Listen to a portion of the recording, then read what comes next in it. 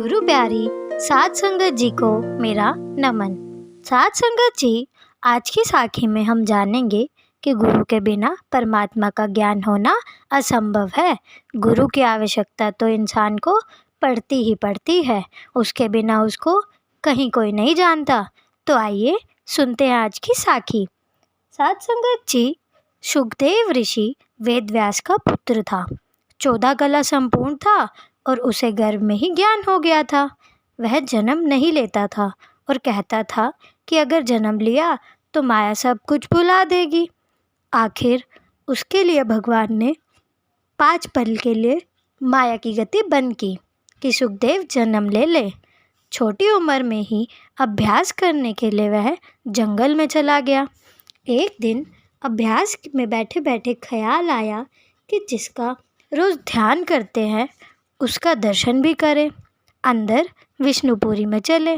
सहस्त्रदल कंवल तक सारी पुरियाँ खत्म हो गई। जब विष्णुपुरी में आया तो धड़के पड़े। जो द्वारपाल थे उन्होंने विष्णु से कहा कि शुकदेव आपके दर्शनों के लिए आया है। विष्णु ने कहा कि वह तो निगुरा है, मेरे दरबार में निगुरु के लिए कोई जगह नहीं। आखिर शुकदेव अभ्यास में उठकर बाहर पिता के पास गया और कहा कि आज मुझे विष्णुपुरी से धक्के पड़े हैं। अहंकार था कि मैं ऋषि का पुत्र हूँ, मुझे धक्के क्यों पड़े। बोला कि क्या मुझे भी गुरु की ज़रूरत है। तब पिता वेद व्यास ने हाँ में उत्तर दिया और कहा, इस समय अगर कोई योग्य गुरु है तो वह राजा जनक है। यह सुनकर शुकदेव ने कहा, आपकी बात मेरी समझ से बाहर है। वह राजा, मैं ऋषि, वह गृहस्थी, मैं त्यागी, वह क्षत्रिय, मैं ब्राह्मण, वह चक्रवर्ती, मैं सन्यासी, मैं उसे गुरु कैसे धारण करूं? वेद व्यास ने कहा कि उसके समान और कोई गुरु नहीं है। पिता के 12 बार उसे राजा जनक के पास भेजा। वह जाता और कोई ना कोई अभाव लेकर रास्ते से ही वापस आ जाता। एक बार वहाँ पहुँचा भी पर मन ना माना। अब राजाओं के महल में भी होते हैं, दरबार भी लगता है। सोचने लगा कि राजा बड़ा भोगी है, तभी तो मैं उसको गुरु धारण नहीं करना चाहता।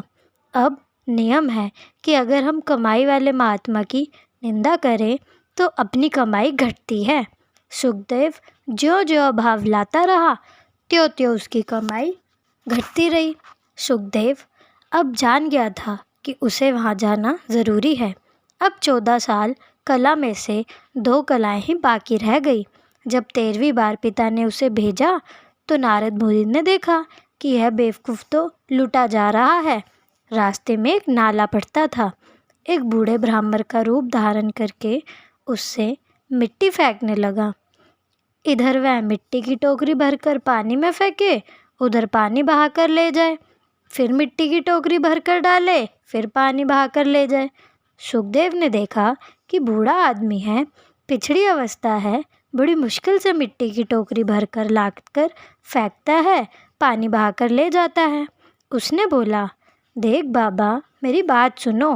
पहले छोटी छोटी लकड़ियाँ रखो, फिर मिट्टी के ढेले रखो और फिर ऊपर बारीक मिट्टी डालो, बांध बन जाएगा। अगर आपकी मर्ज़ी करता रहा तो वक्त ख़राब और जन्म बर्बाद हो जाएगा। नारद जी ने कहा, मेरी तो आज की मेहनत बेकार चली गई, लेकिन मेरे से भी ज़्यादा बेवकूफ़ वेद व्यास का पुत्र है, जिसकी राजा जनक पर अभाव लाने के कारण 14 में से 12 कला बेकार हो चुकी है, 2 बाकी रह गई हैं। जब शुकदेव ने सुना तो बेहोश होकर गिर पड़ा। नारद जी ने अपना काम करके चल दिए। जब शुकदेव को होश आया तो ना वहाँ कोई बूढ़ा था ना कोई और, परंतु उसे बूढ़े आदमी के शब्द याद थे। उसने शपथ ली कि अब उसे अपना लक्ष्य पूरा करके ही कोई रोक सकता है। वह राजा जनक के पास मिलने चल पड़ा। अपनी आत्माओं को वापस अपने पास लाने के लिए कुल मालिक के अपने तरीके होते हैं। शुकदेव अब भी गुरु की ज़रूरत नहीं समझता था, पर वह अपनी बाकी रहती 2 कलाएं भी नहीं खोना चाहता था। इसलिए वह 14वीं बार राजा जनक के दरबार में पहुंचने के लिए चल पड़ा। सो गुरु के बिना परमात्मा का ज्ञान होना असंभव है। गुरु की सहायता की शिष्य को पग पग पर आवश्यकता पड़ती है, क्योंकि आगे के ग्रह ब्रह्मांडों का ज्ञान इंसान को कभी नहीं हो सकता। उसके लिए उसे किसी के मार्गदर्शन की ज़रूरत पड़ती है, जिसके लिए वो ही उसको रास्ता दिखा सकता है जो उन ब्रह्मांडों में पहले जा चुके हों और वहाँ के वासी हो, जिसे वहाँ की हर एक चीज़ का पता हो। तो इसीलिए कहते हैं कि गुरु का होना ज़रूरी है, जो हमें गलत चीज़ों से बचाकर हमें सच्चे परमात्मा के पास, अपने परम घर पहुंचा सके। तो साथ संगत जी, आज की साखी बस यहीं तक। मिलते हैं आपसे एक नई साखी के साथ। तब तक चैनल को सब्सक्राइब और साखी को लाइक ज़रूर करें जी।